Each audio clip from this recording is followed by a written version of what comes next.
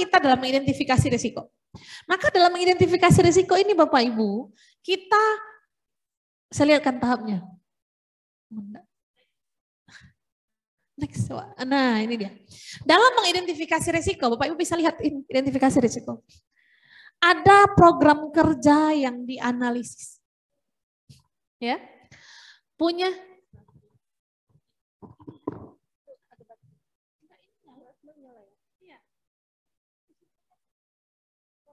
sensornya pindah colokan sudah pindahkan colokan yang gitu. Ini ada baterai sudah. Oh, mau diganti?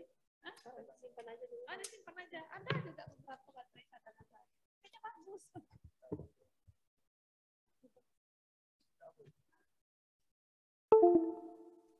Iya, pindahkan colokan itu nyangkut.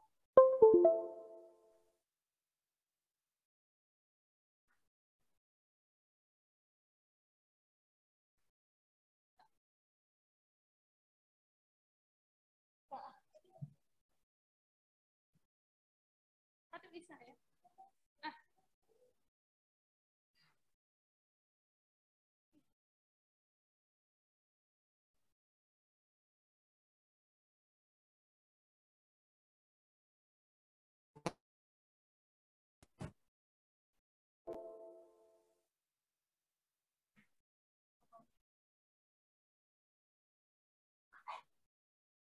Ini mau. Ini saya kerja jalan ya, Kak? Udah. Iya, makanya saya bilang pindah itu. Oke, baik ya, Bapak Ibu kita lanjutkan. Kita mengidentifikasi resiko. Pertama kita buatkan dulu program kerja yang akan dianalisis. Jadi menganalisis resiko itu bukan suka-suka, tapi berdasarkan program kerja. Maka urutannya saya sudah sampaikan tadi, visi misi itu yang diturunkan untuk membuat program kerja. Agar apa? Agar program kerja itu mencapai visi misi. Jangan program kerjanya beda, visi misinya beda. Mungkin dengan visi misi kita turunkan renstra misalnya. Rencana strategis. Rencana strategis turunkan program kerja. Maka kembali lagi, ketiga hal ini itu harus sejalan. Tidak boleh dia berbeda alur. Maka untuk menyusun itu semua, kembali lagi. Ya, mungkin akan melibatkan penjaminan mutu, mungkin akan melibatkan risk manajemen, perencana, SPI. Itu adalah orang-orang yang berada pada level 2 dan level 3 yang memang bersiap ya. Maksud saya itu adalah orang-orang yang ditugaskan untuk menyusun organisasi ini sedemikian rupa. Yang satu ini dia ngapain? Pelaksana. Jadi nggak perlu terlibat betul. Tapi kalau misalnya diminta, Bapak Ibu mau bikin program apa tahun ini? Misalnya diminta ke Prodi ya. Boleh saja Prodi mengusulkan. Maka tugasnya risk manajemen itu menganalisis program ini mencapai visi yang mana, program ini mencapai renstra yang mana, program ini mencapai tujuan kita yang mana. Itu analisisnya. Ya, maka mungkin boleh saja melibatkan penjaminan mutu. Apakah ini akan memenuhi standar mutu kita? Atau Bapak Ibu sedang dinilai oleh perguruan oleh lembaga eksternal lainnya? Karena kita nih tidak terlepas ya Bapak Ibu dari banyaknya orang yang menilai kita gitu, dan mereka memiliki standar yang beda-beda. Ini saya saja di perguruan tinggi saya, contoh Bapak Ibu ngisi ESMS enggak? Ada ESMS? Ada ya? Itu beda lagi yang dinilainya. ESMS beda lagi, akreditasi beda lagi yang dinilainya, ZI beda lagi yang dinilainya. Jadi kadang-kadang memang kita sadari kita nih hadir untuk memenuhi keinginan orang. Sederhananya gitu. Tapi tetaplah kita pada program kita, karena muaranya seluruh penilaian itu adalah pada pencapaian visi misi. Maka fokus dan konsistenlah kita, bagaikan Pak Direktur tadi menyampaikan, integritas itu muncul dari adanya kejujuran, kemudian kita melaksanakannya dengan dengan kita disiplin, ya, menjalankannya, berkelanjutan dia, ya.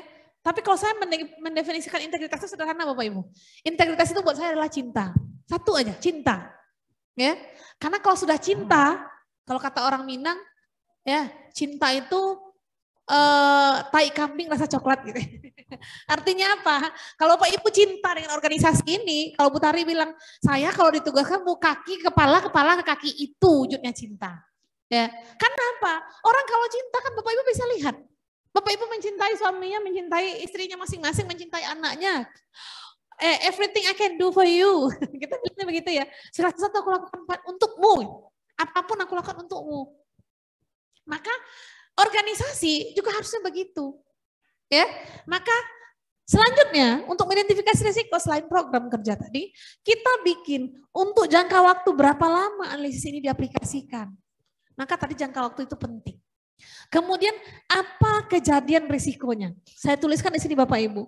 Kejadian risiko itu adalah bahasa yang sifatnya positif atau negatif dari program kerja. Ingat ya.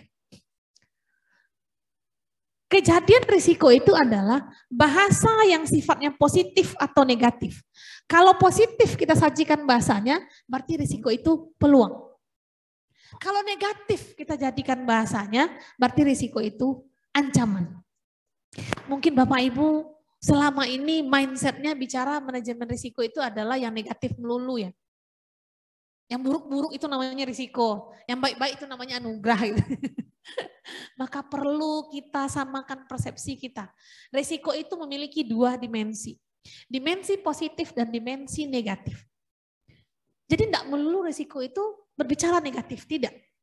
Ketika risiko berdimensi positif, ada kejadian yang terjadi pada diri kita tentang positif.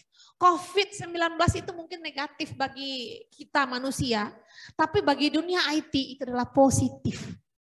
Kita nggak akan mungkin menikmati Zoom hari ini kalau nggak ada COVID, Bapak Ibu.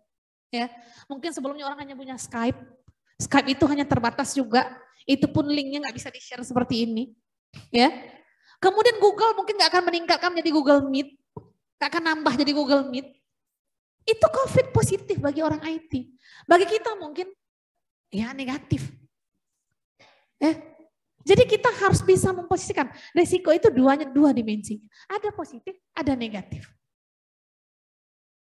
Kemudian kita temukan sebanyak mungkin. Nah ini saya katakan tadi, temukan sebanyak mungkin hal-hal yang menyebabkan terjadinya risiko. Maka sah-sah saja. Satu program bisa menemukan 50 penyebab terjadinya risiko. Sah-sah saja. Itu menunjukkan analisis risikonya itu benar gitu. Bapak Ibu boleh menggunakan root cause analysis. Ya, boleh menggunakan FGD. Kenapa sih kamu tidak lulus tepat waktu? Misalnya nanya ke mahasiswa nih, kenapa kamu tidak lulus tepat waktu? Kumpulkan mahasiswa yang tidak lulus, tanyakan ke mereka. Pasti macam-macam. 30 orang Bapak Ibu kumpulkan 30 orang juga masalahnya. Itu menunjukkan apa? Kita bisa mengakomodir seluruh hal-hal penyebab risiko.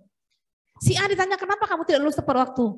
Saya cuti kemarin Bu, karena nggak ada uang kuliah. Satu alasan orang tidak lulus tepat waktu. Kenapa? Cuti. Berikutnya apa lagi? Uang kuliah tidak ada. Tanya si B, kamu kenapa tidak lulus kemarin? Saya tidak lulus di mata kuliah ini. Satu lagi penyebabnya. Sehingga nanti mungkin ketemu sampai 30 penyebab, kita akan menganalisis dari 30 penyebab ini, mungkin risiko mana kira-kira yang akan terpengaruh. Apakah risikonya adalah risiko finansial? Apakah risikonya adalah risiko strategi? Mungkin strategi kita yang nggak pas, sehingga anak-anak ini jadinya cuti, sehingga anak-anak ini jadinya tidak lulus kuliah. Gitu. Ya. Dan Bapak Ibu, kan kalau kita dosen ada RPS ya sekarang. RPS Bapak Ibu sudah menyesuaikan belum dengan yang terbaru? Ya, ini perlu, saya nggak tahu nih apa Kemenkes juga ikut RPS yang baru. Ya, karena RPS yang baru itu Bapak Ibu seluruhnya berbasis output dan mahasiswa wajib kita luluskan. Itu betul-betul kurikulum seperti anak SD. Jadi mereka harus naik kelas terus, harus lulus. Sehingga kita para dosen wajib memberikan remedial, pendampingan sampai dia lulus mata kuliah itu. Resiko bagi kita. Pertanyaannya adalah, akhirnya kalau itu yang disuruh kepada kita, boleh jadi kita karena nggak mau repot, lulus aja deh. Maka pertanyaan lebih lanjutnya, berkualitas tidak mereka? Ya. Jadi saya nggak tahu bisnis seperti apa yang dijalankan untuk dunia pendidikan ini. Mungkin Bapak Ibu bisa baca. Ya, bisa lihat fenomena. Ya, mungkin karena ini saya di beberapa lini organisasi ya Bapak Ibu, lini kementerian saya akhirnya melihat. Pertama, perubahan pola RPS. Itu membuat kita dipaksa pertama meluluskan mahasiswa. Mungkin dipaksa memberikan pendampingan. Ya.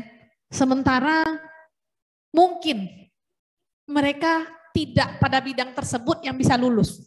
Makanya pemerintah hari ini tidak lagi menjadikan ijazah sebagai syarat untuk menerima atau diterima sebagai pelamar pekerjaan. Tidak lagi Bapak Ibu, itu perlu kita tekankan. Ya, jangan-jangan nanti orang bilang, kan kuliah cuma buat dapat ijazah. Ya, tapi ijazah hari ini bukan lagi untuk menjadi syarat utama kita mendapatkan pekerjaan. Apa syaratnya utamanya Bapak Ibu? Mas Menteri sudah bilang, syarat utamanya adalah mahasiswa atau yang mencari pekerjaan punya kompetensi. Apa pengakuan kompetensinya? Mungkin di Kemenkes punya kompetensi di bidang kesehatan apa, saya nggak tahu nih. Mungkin ada yang di bidang farmasi punya sertifikat apa gitu ya. Di bidang kebidanan, saya tengok itu kebidanan itu banyak sekarang yang udah tamat kebidanan nggak bisa buka praktek karena banyaknya persyaratan ya. Itu saya tengok. Dan itu menjadi persyaratan utama itu unit kompetensi, sertifikat kompetensi. Makanya perguruan tinggi diminta untuk menghadirkan SKPI. Ya. Sertifikat kompetensi pendamping ijazah. Itu yang dimintakan. Makanya Bapak Ibu, insya Allah ini kami di Risk Management bersama LSPPM, karena kami di bawah naungan LSPPM, ya, LSP, Lembaga Sertifikasi Profesi di bawah Pasar Modal, yang saya juga terlisensi di BNSP ya Bapak Ibu. Tahun ini kita akan launching risk management untuk mahasiswa.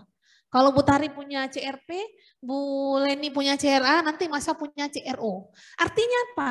Mahasiswa kalau tamat dia punya unit kompetensi yang dia bisa jual ke orang. Saya tahu loh risk management, nih sertifikat saya. Begitu. Sehingga karena kewajiban itulah, makanya kadang-kadang kita dituntut kalau tidak bisa memberikan pendidikan yang baik. Ya mau diminati apa enggak sih perguruan tinggi kita gitu. Sehingganya kita perlu juga melihat kiri kanan depan belakang ya Bapak Ibu. Meskipun diri kita sendiri banyak kekurangannya, tapi banyak masukan dari orang lain tuh yang kadang-kadang membuat kita jadi, saya mau pilih mana sih gitu. Tapi yakinlah Bapak Ibu, semua regulasi-regulasi yang dibuat pemerintah itu sebetulnya ada manfaatnya. Meskipun kita merasa banyak mudorotnya mungkin, kalau saya menilai ya, meluluskan mahasiswa, apapun bentuknya mahasiswa harus lulus. Artinya apa? Kalau saya malas ngajar ya saya luluskan aja lah. Mana keilmuannya lagi. Nggak akan ada judulnya mahasiswa yang akan mengulang. Artinya mahasiswa harus lulus 100% masuk, misal 100 orang masuk, wisuda harus 100 orang. Nggak bisa ditoleransi. Wisudanya boleh nggak 80 orang? Nggak bisa. Karena kenapa? Sudah diwajibkan harus lulus. Ya. Jadi beban lagi bagi kita nih, bagi Bapak Ibu yang dosen nih beban lagi nih. Ya. Beban lagi untuk menilai bagaimana ini ke depannya kampus gitu ya. Jadi bicara manajemen risiko ya kita bicara hal seperti itu. Jadi kita temukan hal sebanyak mungkin yang menyebabkan terjadinya risiko. Kemudian kita harus tentukan indikator yang menunjukkan risiko tengah terjadi. Ya Bapak Ibu, dari 100 identifikasi atau akar penyebabnya risiko tadi, kita perlu mengetahui ciri-ciri risiko itu terjadi. Jadi artinya gini, dengan kita tahu ciri-cirinya, kita tahu kok, oh ini kita tengah berisiko, ini kenapa? Tuh tengok ya. Dosen itu atau kita di pegawai-pegawainya Poltekkes ini jam 8 masih belum ada di ruangan. Berarti itu risiko tengah terjadi. Karena kenapa? Jam masuk 7.30 tapi jam 8 masih belum ada. Itu ciri-ciri risiko tengah terjadi. Jadi kenali ciri-cirinya. Sehingga kalau kita kenal ciri-cirinya, kita bisa mengambil kebijakan dengan cepat. Tapi kalau kita tidak kenal ciri-cirinya ya itu jadi masalah kita nanti. Ya, percuma kita menganalisis akar penyebab sedemikian banyak, tapi nggak memiliki ciri-cirinya apa. Nggak tahu kita, ini terjadi risiko apa enggak. Mahasiswa ramai kali di depan gedung kampus itu, di depan gedung direktorat itu. Ini sedang ngapain ya? Nggak tahu. Berarti Ciri-ciri risikonya nggak dikenali. Boleh jadi ramainya mereka lagi mau demo. Ya, tapi kalau kita tahu, oh mau demo mereka ini, udah langsung konfirmasi. Siapa yang mau demo hari ini? Ya, kita bisa lihat dengan ciri-ciri yang ada. Ya. Nah kemudian kita harus menentukan faktor positif. Ini yang saya katakan tadi, faktor positif atau internal control yang kita miliki. Ya, kalau mereka mau demo kita punya apa? Nah untuk bisa meredam mereka seperti apa? Kemudian apakah kejadian risiko memiliki dampak kualitatif atau tidak? Ya Bapak Ibu, itu tugasnya mengidentifikasi risiko. Kemudian dari keseluruhan proses ini 1 sampai 7, 8 ini, analisis harus mengagendakan komunikasi dan konsultasi. Jadi harus ada komunikasi dan konsultasi. Makanya kalau tim UPR ini sering-sering turun ke unitnya Bapak Ibu, jangan dimarahi, jangan ditolak. Itu dalam rangka membantu Bapak Ibu menganalisis risiko. Karena lagi mengkomunikasikan dan mengkonsultasikan. Ini prodi ini lagi ngapain? Mana analisis risikonya? Jangan pula dibentak, saya lagi banyak pekerjaan, nggak bisa gitu ya. Karena mereka menjalankan pekerjaan mereka dan mereka juga mensukseskan perguruan tinggi. Mungkin alangkah lebih baiknya, mungkin Bapak Ibu yang akan dikunjungi boleh jadi nanti UPR boleh bikin jadwal kunjungan Ibu. Jadi jadwal kunjungan nanti disampaikan, kami akan kunjungan ke unit itu di jam sekian, mohon standby. Nah, itu artinya kita sedang memanage juga risiko-risiko kita. Risiko-risiko kita ditolak, risiko-risiko kita kena amuk gitu ya. Itu namanya sudah kita manage juga. Buatlah jadwal kunjungan, komunikasikan jadwal tersebut sehingga ketika kita kunjungan semuanya senang. Nah, begitu ya. Kemudian tahap selanjutnya adalah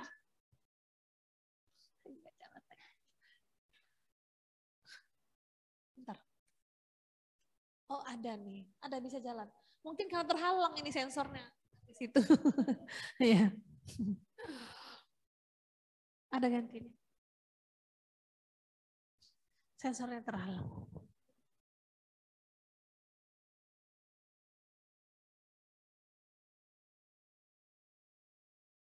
Ya, coba cabut yang tadi.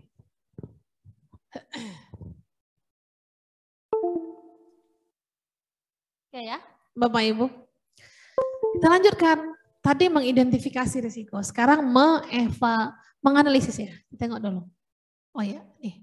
Analisis risiko. Ya. Kita menganalisis risiko. Gimana caranya? Ini menganalisis ini agak cenderung kita susah ya Bapak Ibu. Kenapa analisis itu cenderung susah? Karena kita di sana harus terfokus dengan apa yang dibuat oleh pimpinan. Menentukan level dampak dan peluang terjadinya risiko. Kemudian menentukan tingkat risiko inheren yang merupakan perkalian antara peluang dengan dampak. Jadi tadi saya sampaikan Bapak Ibu ya, risiko itu tidak melulu bicara dampak, tapi risiko itu adalah kombinasi antara peluang dengan dampak. Seberapa sering sih terjadi kejadian seperti ini? Seberapa sering sih lampu mati di sini gitu ya? Apa dampaknya kalau lampu mati? Kalau lampu mati mungkin yang lagi di lab bisa jadi percobaannya gagal misalnya ya. Seberapa sering lampu mati di situ? Oh kalau lampu matinya paling sekali setahun, oh berarti risikonya rendah. Dampaknya apa? Ya dampaknya mungkin pun kalaupun dampaknya tinggi dikalikan dia 1 kali 5, dia masih berada pada posisi low risk. Ya, jadi Bapak Ibu bisa menganalisis itu berdasarkan perkalian antara peluang dengan dampak. Kemudian dampak risiko sedapat mungkin dihitung secara finansial. Inilah tadi yang saya sampaikan Bapak Ibu. Kalau belum menyentuh ranah finansial tidak apa-apa. Tapi yakinlah Bapak Ibu, seluruh pemeriksaan ke depannya, BPK ataupun dimanapun itu berada, Bapak Ibu siapa yang akan memeriksanya, semuanya akan mengarah pada analisis finansial. Ya, kemarin saya di Inspektorat Palangkaraya Bapak Ibu, Inspektorat itu melalui BPKP sudah diinstruksikan menganalisis finansial. Artinya apa? Ketika keuangan itu ternyata tidak memberikan dampak secara spesifik kepada kemajuan organisasi atau pencapaian satu kegiatan organisasi, maka di saat itulah kita pelaksana harus memulangkan uang negara yang kita pakai. Pertanyaannya siap tidak memulangkan uang negara? Itu lagi pertanyaan. Ya. Jadi mau nggak mau Bapak Ibu, kalau sekarang belum menyentuh ranah finansial, ke depannya mulailah menyentuh ranah finansial. Makanya kalau sudah menyentuh ranah finansial, maka SPI itu akan berperan sangat penting dalam risk management. Karena kenapa? Bicara keuangan juga, penggunaan uang. Jadi SPI sudah menganalisis apakah kegiatan ini risikonya teratasi dan apakah kegiatan ini uangnya benar-benar digunakan apa tidak. Itulah mungkin yang ada di analisis risiko ini. Jadi kalau sudah dampak finansial, ya kalau kita di perguruan tinggi Bapak Ibu, kalau di saya sendiri kemarin itu kita melalui BPK ya, yang Irjen lah yang turun di kita, Irjen dari Kementerian Agama, kita itu dampak ya, analisis risiko kita kemarin itu di penelitian pengabdian itu BPK Inspektorat itu sudah mulai meminta pengembalian untuk penelitian-penelitian yang impact-nya nggak ada. Artinya kamu neliti apa? Ibaratnya kalau neliti, saya mengakses pengetahuan mahasiswa dengan fintech, gitu. Pertanyaan sederhana, terus kalau mereka sudah tahu, kamu ngapain gitu? Kamu ngapain gitu? Apa impact-nya? Berarti kan penelitian itu tidak bisa dibayarkan oleh negara. Karena nggak ada impact sama sekali. Nah, ini contoh sederhana bagaimana finansial itu juga menjadi target hari ini untuk dianalisis risikonya. Nah, kemudian Bapak Ibu, yang terakhir adalah evaluasi risiko. Evaluasi risiko adalah yang pertama memilih strategi penanganan risiko. Mungkin yang sebelumnya saya sudah sampaikan kepada Bapak Ibu ya, kita ketemu di Zoom sebelumnya. Strategi penanganan risiko itu ada 7 Bapak Ibu. 5 diantaranya untuk risiko yang sifatnya ancaman dan 2 diantaranya itu risiko yang sifat peluang. Kalau tadi saya katakan kalimat positif negatif, maka 5 di antara penanganan itu berupa risiko yang bersifat negatif dan 2 lagi itu untuk risiko yang sifatnya positif. Apa saja? Mungkin Bapak Ibu hanya familiar dengan mitigasi. Tidak apa-apa, udah cukup itu mitigasi.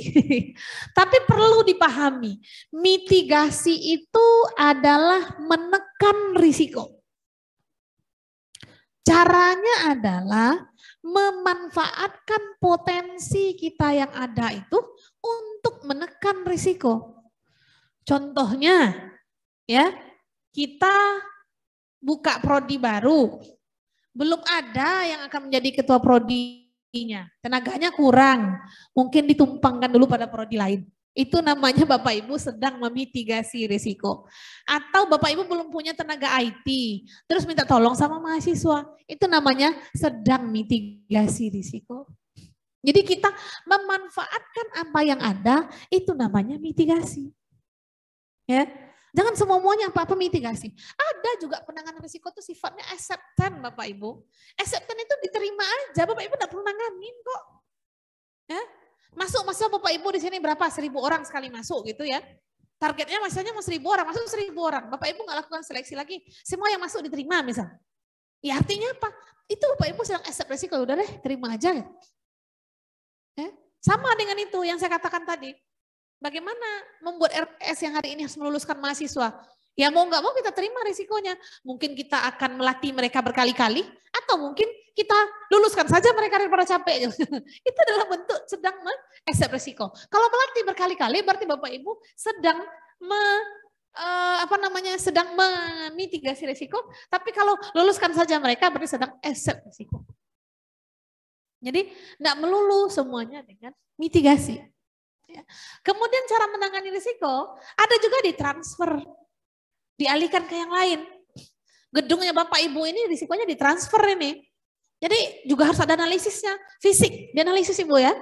Gedung ini ketika dipindahkan Ibu boleh analisis risikonya. Ya. Kemudian mungkinkah ini penanganannya bisa ditransfer, dialihkan ke yang lain? Dialihkan ke yang lain dalam artian mungkin kalau gedungnya kebakaran, dialihkan ke asuransi, misalnya begitu ya Bapak Ibu. Jadi kita bisa memikirkan cara yang lain untuk menangani risiko. Tidak melulu namanya mitigasi. Ada juga penanganan risiko namanya share, berbagi risiko. Gedung yang ada di sini sedang sharing risikonya ya Bapak Ibu. Sering dengan siapa? Dengan rumah sakit. Karena gedungnya gedung milik rumah sakit, kita manfaatkan. Jadi kita lagi sharing dengan rumah sakit ini. Jadi gimana caranya risiko ini bagi rumah sakit kita bermanfaat, bagi kita rumah sakit juga bermanfaat. Dan pastinya mungkin kalau dibaca sejarah, kalau kata Pak Direktur tadi sudah berapa tahun Poltekkes ini? 20 tahun tadi ya, 20 tahun. Iya, 20 tahun kata Pak Direktur. 16 ya Pak? Nggak salah dibilangnya udah 20 tahun, mungkin di tahun ini 20-nya ya. Ya. Belum Bu. Ya, artinya ini, sudah sejauh ini kita berada di sini, pertanyaannya adalah, apakah gedung ini, apakah Poltekkes ini hadir karena rumah sakit yang butuh, atau ini hadir karena kita butuh rumah sakit? Itu perlu dianalisis. Karena kenapa? Kalau rumah sakit yang butuh kita, ngapain kita pindah? Lagi sharing risiko aja. Ibu perlu kami perlu ibu, jadi share aja gitu. Ya. Jadi perlu analisis mengenai risiko itu lebih jauh. Jadi sumber risiko itu ada 10 ya Bapak Ibu. Termasuk salah satunya adalah lingkungan fisik. Fisik itu kita menganalisis risikonya, mungkin ketika pindah gedung apa saja yang dianalisis risikonya. Ya, apakah gedung baru itu punya fasilitas yang sama dengan di sini? Itu dianalisis semuanya. Sehingga ketika pindah gedung pun, programnya kan pindah gedung tuh. Nah, itu kan jadi program. Maka program itu pun harus lulus uji risk management. Boleh. Bapak Ibu yang di Zoom boleh sambil diskusi ya. Ini karena 30 menit lagi waktunya Isoma, mungkin kita diskusi aja dulu Bu ya, 30 menit ini. Boleh. Ya. Silakan Bapak Ibu yang di dalam gedung serbaguna ini maupun di Zoom ya, menanyakan sesuatu hal yang berkaitan dengan Menris. Kami buka sesi diskusi untuk siang ini ya, silakan. Mungkin saya boleh menanya dulu Bu, sambil yang lain sambil mikir-mikir. Untuk risiko misalnya kegiatan yang sudah terprogram Bu ya, itu kan sudah jelas. Nah yang seperti barusan Ibu jelaskan tadi, bahwa ada risiko yang kayak ini, contoh nih Bu ya, kita ini lahan yang kita sekarang berada ini secara legalitas punyanya RSMH, punyanya rumah sakit.